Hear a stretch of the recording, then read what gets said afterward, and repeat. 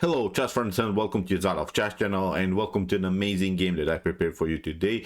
It's a brilliant game played by the top grandmaster Hikaru Nakamura with the black pieces against another legend of the sport, against Alexander Beliavsky. And the cool part is that here Hikaru Nakamura played an amazing King's Indian game, and I really loved Hikaru Nakamura's early games because back in the 90s, back in the 2000s, when Hikaru Nakamura was still developing in his game, Hikaru played very often the King's Indian, and there are really some beautiful sharp games in the King's Indian. There's also this beautiful game against Ba3 So. We have also this immortal against Boris Gelfand, but this game is also one of the best games in my opinion by Hikaru Nakamura, especially because of the fact that there are so many tactical sacrifices.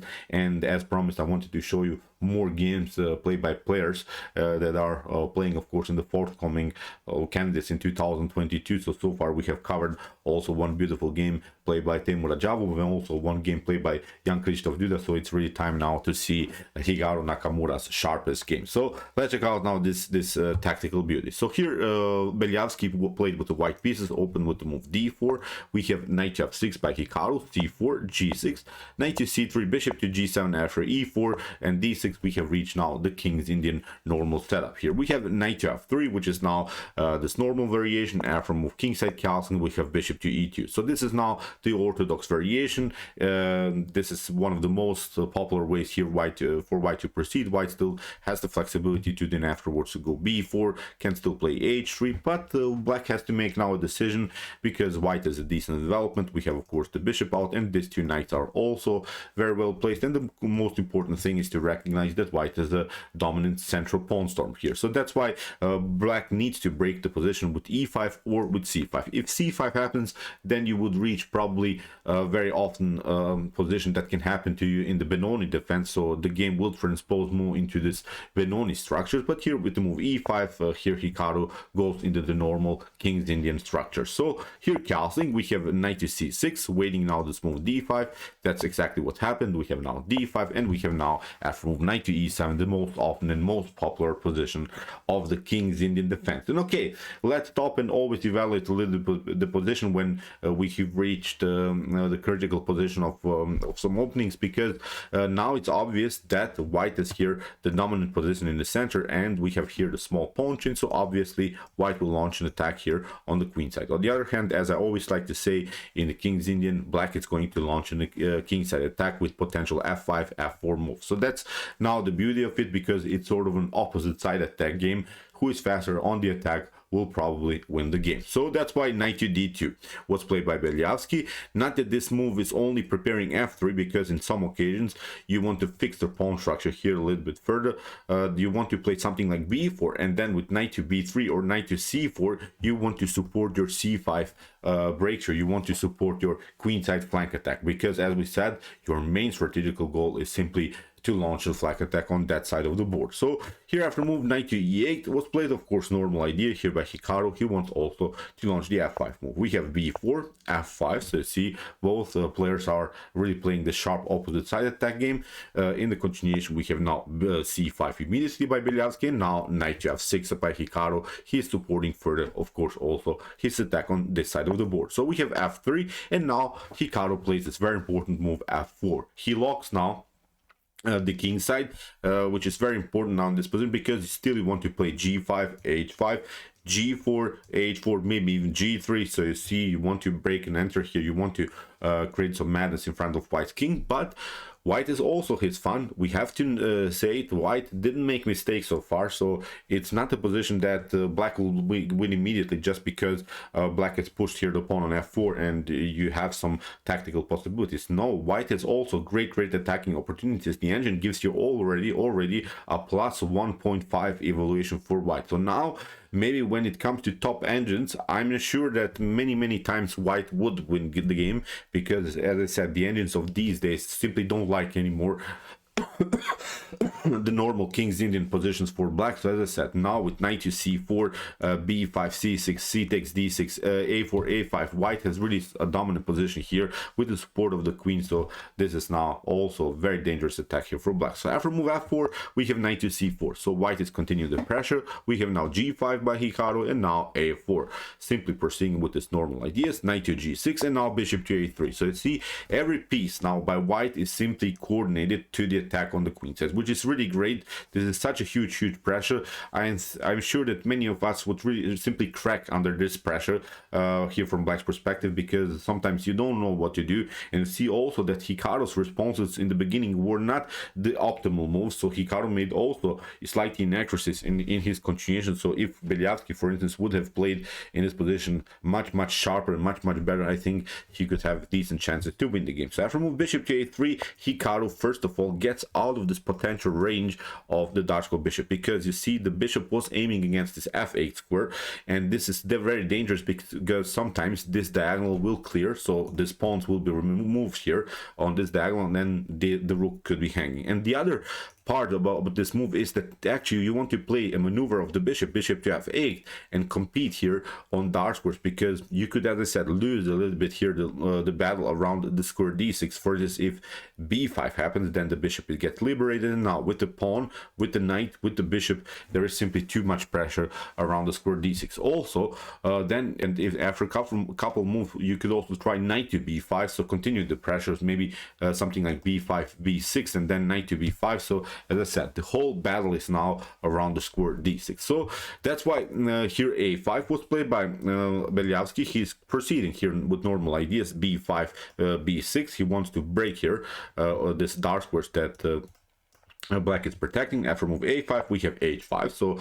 Hikaru is also continuing his pressure on this side of the board, and now b5. And here comes one of the critical moments of the game. Here Hikaru Nakamura plays d takes c5, releases a little bit the pressure, although what you could do is to play maybe here bishop to f8. This was, I think, simply time now for Hikaru to play this move. It's very important now to defend this position in this way, because you cannot really tolerate so much pressure here on this side of the board. So it was, I think, simply time to include this bishop into the game, and then still you have time to play g4, h4 and similar stuff. So this was now, I think, a must move for Hikaru. But what he did now, he played simply d takes c5, and he allowed now here Alexander Beliavsky to play this very sharp line with the move b6, because if bishop to c5 happens, then of course bishop to f8 could happen, and finally black can, I think, defend this position. But with the move b6, this is simply too fast, so black has to make a reaction here. That's why I always like this gambit lines by white. So white sacrificed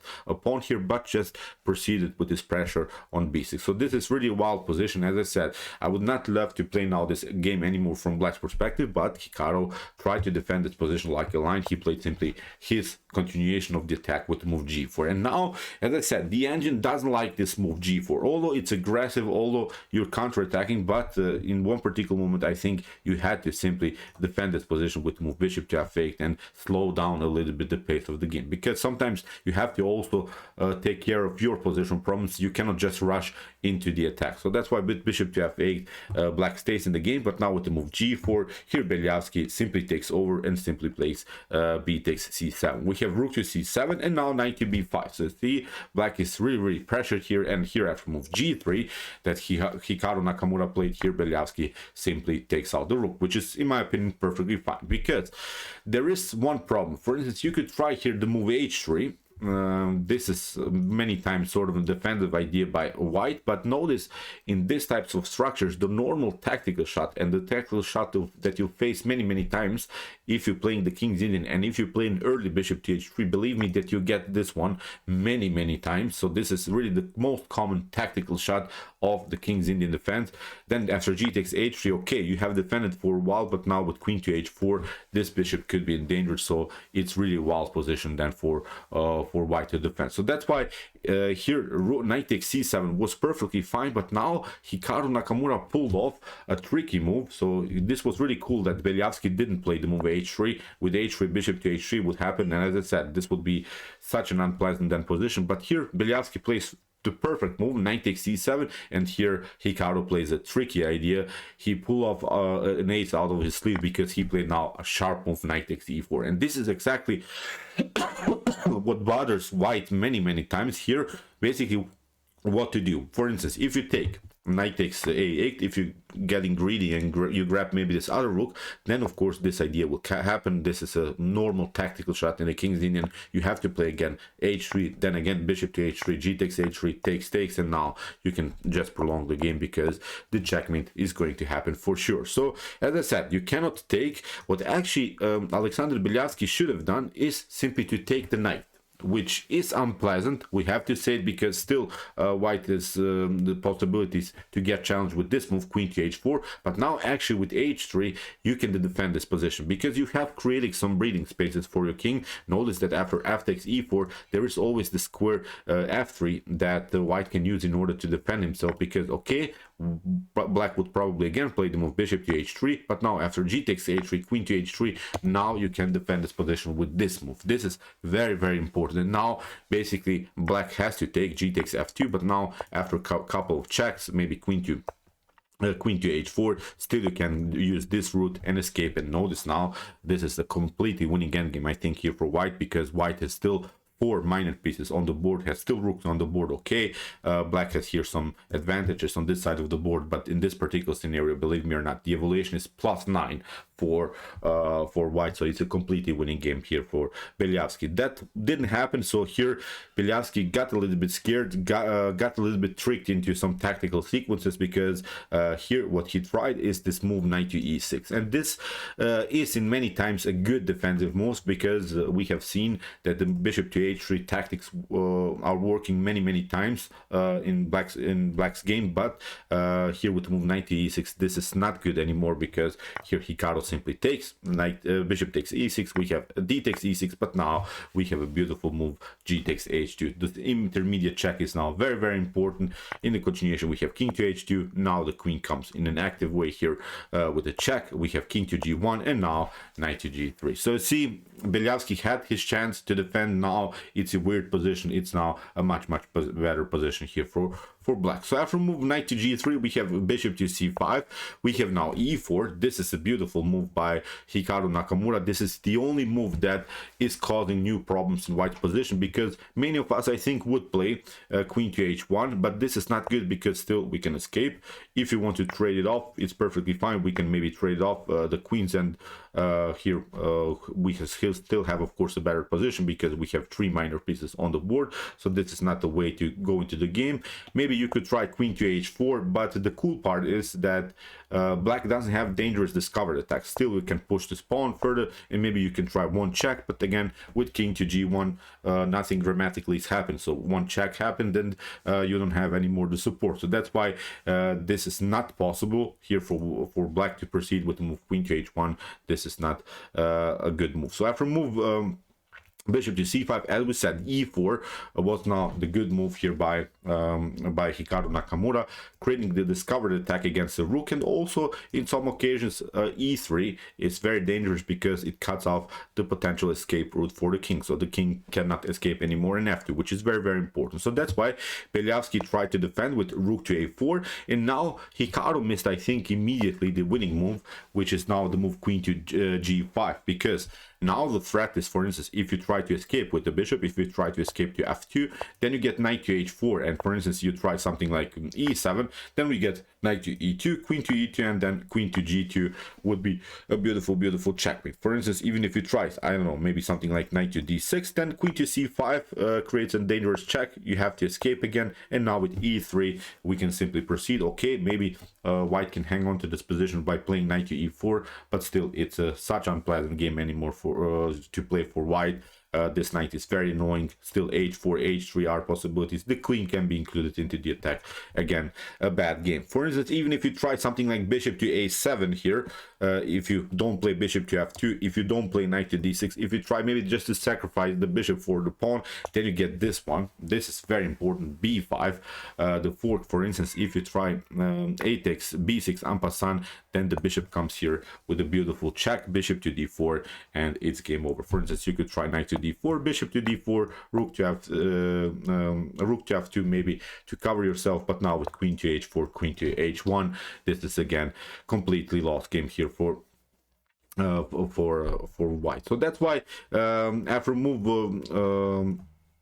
rook to a4 that Alexander Beliavsky played, here Hikaru Nakamura proceeded with this normal idea, rook to c8, and now we have bishop to a7, and you can guess what happened. This is now the same tactic that we have seen now after move bishop to a7. Now Hikaru plays a beautiful stunner b5. It's a fork, and you have to now make a reaction.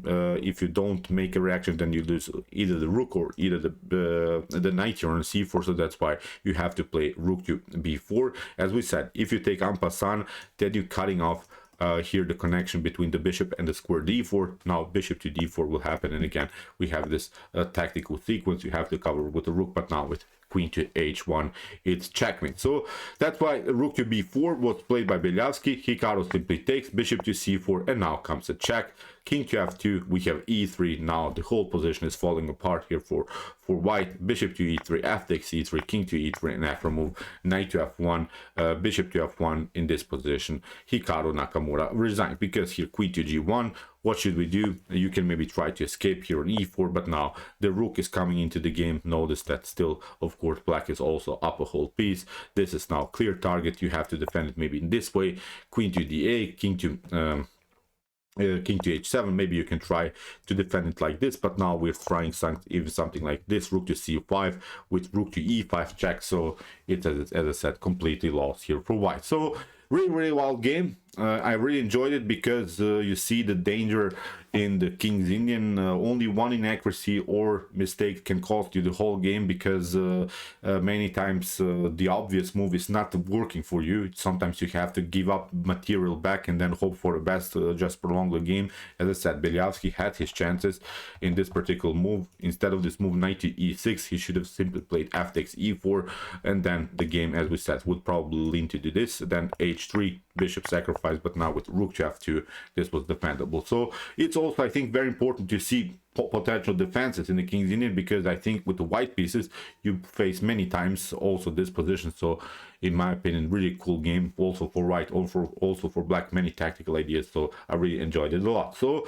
okay, I hope that you enjoyed also this game. If you want to see more games in our best chess games of all time series, check out my previous analysis. In that series we have seen many great games from the past, like Garry Kasparov game, Magnus Carlsen games, and many more. And if you want to see the top engines battling it out in their best chess games, check out my commented chess games played by computer series, with some more games played by Stockfish, AlphaZero, and many more. And if you like this content, don't forget to subscribe to my channel. See you soon with some more videos, and chess is the best, of course.